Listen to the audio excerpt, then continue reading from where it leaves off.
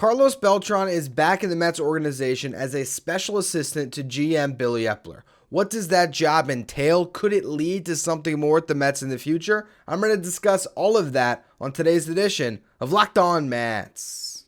You are Locked On Mets, your daily New York Mets podcast. Part of the Locked On Podcast Network, your team every day.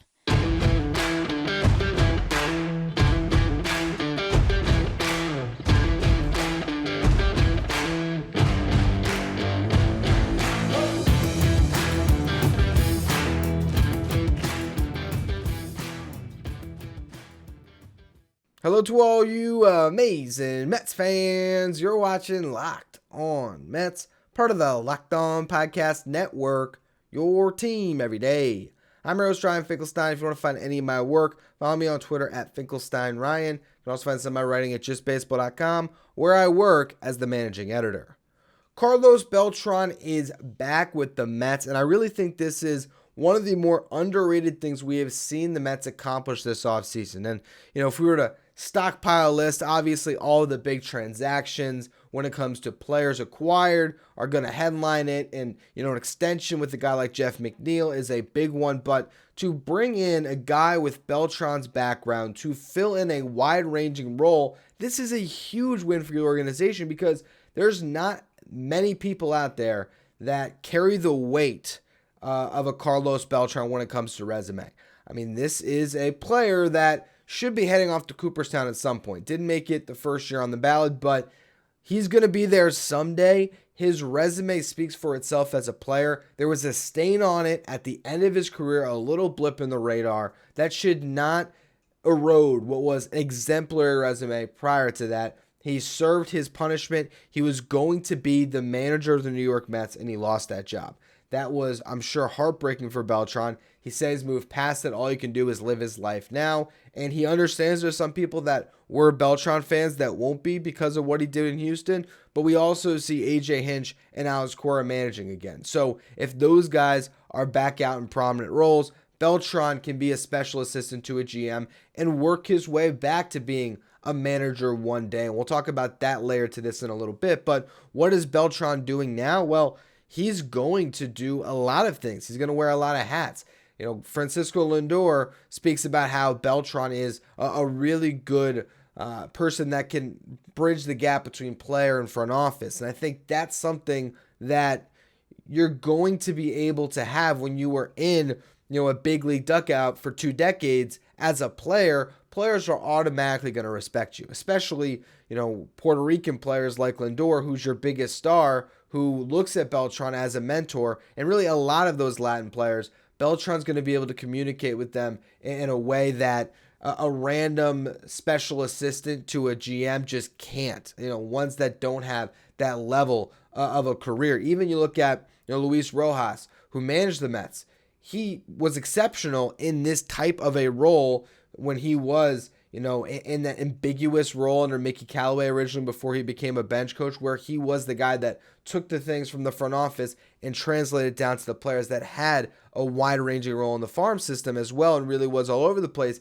He was a baseball man who grew up in baseball and was able to connect. Now imagine that with also being able to say, look, for the biggest of stars, the superstars, I did what you did, probably better than you. And it's very hard for any of these guys to dream of having a career as good as Carlos Beltran. Lindor might be the only guy on the New York Mets outside of maybe a Pete Alonso, I guess, or of course the already Hall of Fame pitchers they have that could have a career that would stack up to that of a Carlos Beltran. So when he gives you advice, you're going to listen. So I think when it comes to the MLB team, that's going to be a nice resource for Eppler to have to be able to deploy.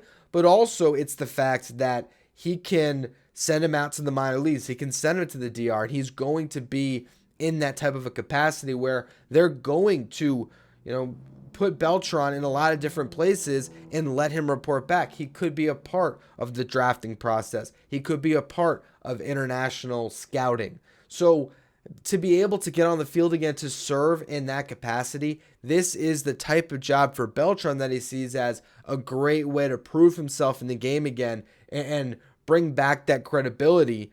But also, for the Mets, you're getting a guy that's really overqualified to be doing these jobs based on his baseball acumen, that's going to be providing a level of excellence and a level of expertise to a lot of different areas of your organization that could use that resource. So I think this was a genius job by Billy Eppler this offseason, and this is maybe proving out what he is bringing to the organization as far as not just building up a ball club, but building up an organization, building up a franchise, continuing to be that guy that has Steve Cohen's ear. The more you do that and the more you ingratiate yourself with Cohen, the more freedom you have to make other decisions. And it seems like this was a Billy Eppler move where Beltran was getting offers from a lot of teams to be a uniform staff. He could have gone back to Yes and work, more TV like he did last year. But he wanted a role where he could get on the field, but he didn't necessarily want that complete hands-on job of, being someone's third base coach probably. So it allows him to get back into the game, dip his toe in the water, but maybe also hold on to a little bit of that, intrigue as a managerial candidate in the future where, if he does a great job with the Mets, there could be some possibilities here, but he also could maybe open the door a little bit elsewhere. And that's what I want to discuss next. What is this a bridge to for Beltran? Is there a chance that he gets to fulfill what he wanted to do a couple years ago and be the Mets manager one day? Could he replace Buck Showalter down the line? I want to discuss that more in just a minute. First, though, today's episode is brought to you by FanDuel. We are entering the stretch run of the NBA season ahead of the postseason, which makes now the perfect time to download FanDuel, America's #1 sportsbook, because there, new customers get a no-sweat first bet up to $1,000. That's bonus bets back if your first bet doesn't win. Just download the FanDuel Sportsbook app. It's safe, it's secure, and it's super easy to use. Then you can bet on everything from the money line to the point scorers to threes drain. Plus, FanDuel can even let you combine your bets for a chance at a bigger payout with the same game parlay. You also could look at MLB futures. That's something I'm betting on right now. Kodai Senga plus 750. Francisco Lindor plus 2,500 for MVP Senga. Those were Rookie of the Year odds. Those are some of the future bets I've already placed. So if you want to hop on the bandwagon there, go to FanDuel.com. Also take advantage of their no sweat first bet up to $1,000 in bonus bets when you go to FanDuel.com/lockedon. That's FanDuel.com/lockedon to learn more. Make every moment matter more with FanDuel, an official sports betting partner of the NBA. Could this job lead to Carlos Beltran being the Mets manager one day? Anything can happen, and Beltran is leaving the door open for that, not necessarily to work with the Mets, but he was asked today about being a manager again, and he did not close the door on that. He still basically alluded to the fact that he's never going to say never, and he's very happy in the role that he just signed on to do, and he's going to excel at it the best that he can. But in the future, he wants to be part of the process. He loves baseball, and he said, look, when I don't love the grind of it, when I don't love being on the field every day, communicating with players, that's when I won't do it. So, he really is invested, and I think a guy like Beltran is a competition-aholic, likely, right, to be as successful as he was in this sport, and to think about even what he got in trouble for, not to condone sign stealing, but there is a culture of it around baseball that goes back, and what the Astros did took it and crossed a line with it, but what Beltran did was still in the eyes of communication, or not communication, I guess it was communicating, right? Communicating wrong things, but it was with the intent to compete, and I think that when you have a guy that was playing that big of a role in that system, who was basically a DH kind of bench coach at that stage, it shows you his kind of competitiveness to win as much as possible and to excel at this game. And I think that we don't really understand what it means to go through the grind of an MLB season unless we're in those dugouts. I think, personally, from someone that's been covering this team, I have felt the grind of an MLB season in the fact that I do a daily show and I really, am involved in covering everything I can and being creative about this team. every single week, Monday through Friday. These guys go 7 days a week throughout the season, and they have a physical toll that I couldn't even imagine. So, that mindset that a player or coach, that anyone involved with the organization day in and day out has to have to get through a year, there's a certain level of competition that has to draw you to it, that has to push you to want to be in the game, in the fight with an organization. For Beltran, he clearly still has that to a certain extent, and he's looking to, make a career move here that could get him back into that mix, because I think someone like Beltran views himself as a guy that should be, in the running for any manager job out there, and he wants to take charge of a ball club and lead it to the promised land. So, not to say that will come with the Mets. They have a pretty established manager, and if Buck Showalter leads them to a World Series, he's not going there anytime soon. But we've also seen in the past that narrative around Buck, right? You get rid of Buck, the next guy comes in and wins the World Series. I think it's unfair to Showalter for that level of narrative when so much went into it. And it's happened a couple of times, but that doesn't necessarily mean that's guaranteed to happen again. Yet, we also know that if Buck Showalter comes up empty the next 2 years, and the Mets are early exits in the playoffs and don't get close to a World Series, there might get to a point where there's going to be some fatigue where a manager change could happen. And then who will get that opportunity? Would it be someone who's been a special assistant to the GM, ingratiating himself with Billy Eppler and showing that they could work well together? I think that's possible. I think it's possible.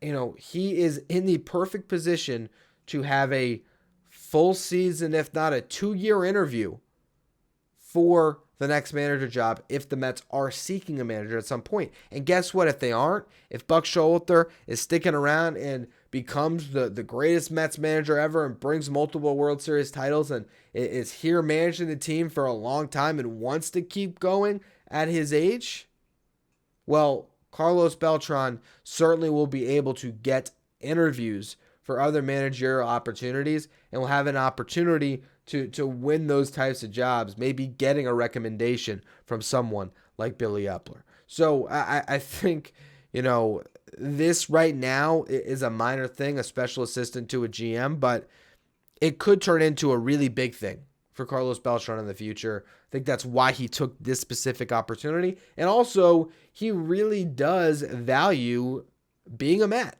And I think that's kind of shocking to hear, because this is a guy who was awesome, who does not get the recognition he deserves and does not get that embrace from fans. We felt it for half a second when he was the Mets manager, and then it ended so poorly that now all of that good grace that was built up by taking that job and getting hiring got swept away and probably even eroded some of his good standing that he did have as a player with this fan base. So we'll see if he gets a little bit of it back.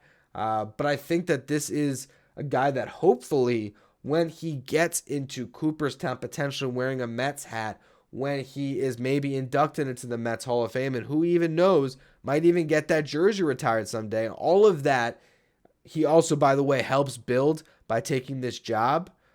I think fans might come around on Beltran a little bit more, and I really hope they do, because his playing career is really overlooked in Mets history. So I want to discuss that a little bit and how he can, recapture that legacy with the Mets and eventually, hopefully, go down as the player that he was and have a rightful piece in this franchise's history. Because I think he's in a lot of ways kind of looking for a home, and maybe this is his way to find it with the Mets. We're going to get to that a little more in just a minute. First, though, another word from our sponsors. When we look back at Carlos Beltran's legacy with the New York Mets, I think a lot of us forget just how good he was. He's one of two players who rank in the top 10 in both offensive WAR and defensive WAR, WAR being wins above replacement. You have Edgardo Alfonso and Beltran, the only two.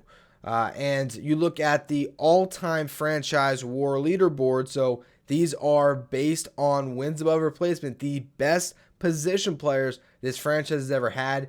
It goes David Wright at 49.2, Darryl Strawberry at 36.6, then Carlos Beltran at 31.1, and then Edgardo Alfonso at 29.6.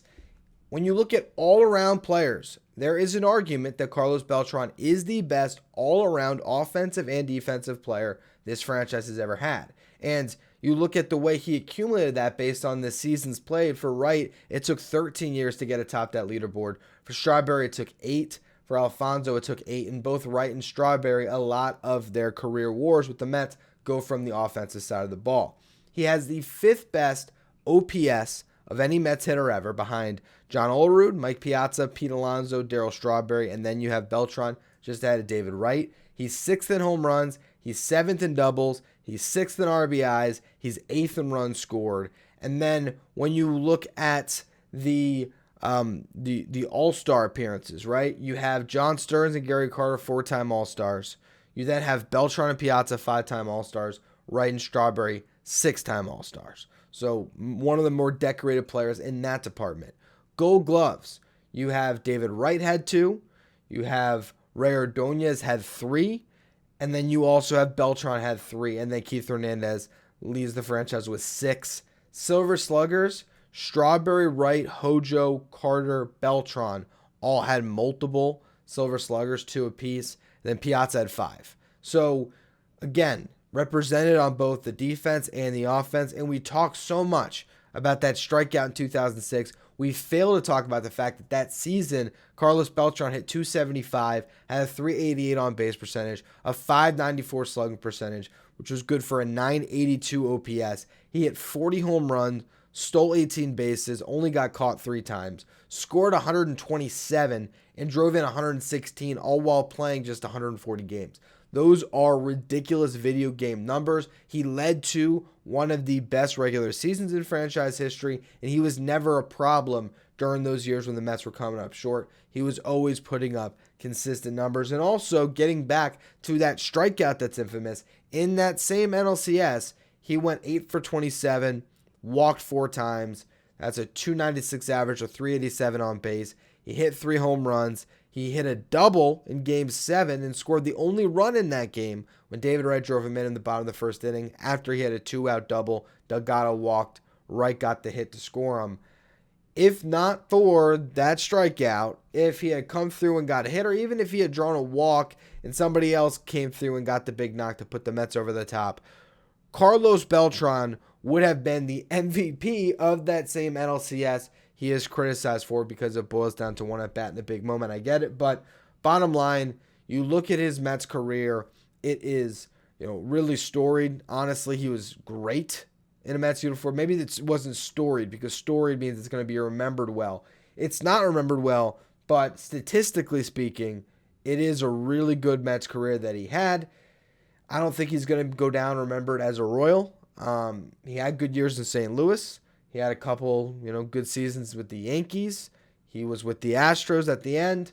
Ultimately, his best stop came with the Mets. The Mets got to enjoy his prime. If he goes into Cooperstown, it's likely with the Mets cap on. And if you are retired in that special hall, immortalized as a Met, I think that the franchise will eventually do right by him. Get the jersey retired, put him in the Mets Hall of Fame, all of that good stuff. And with that, this just repairs that relationship that maybe seemed fractured. Beltran himself said he never expected to be back with the Mets. Now he is.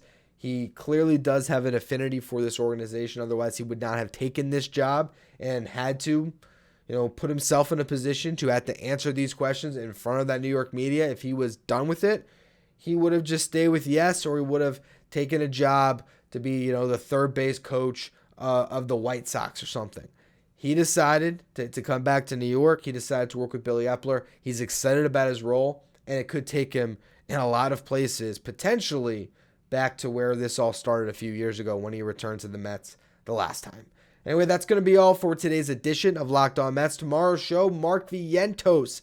Is he going to break camp with the team? I'm going to discuss why I believe Vientos will ultimately win a job. We're going to get to that tomorrow, though, so make sure you follow, rate, and review wherever you get your podcast. Make sure you follow me on Twitter, @Finkelstein Ryan. Follow the show at Locked On Mets. Thank you for making Locked On Mets your first listen every day. Now, for your second listen, check out Locked On MLB Prospects, hosted by Lindsey Crosby. That's where you go to learn about the stars of tomorrow. You can follow Locked On MLB Prospects on the Odyssey app, YouTube, wherever you get podcasts.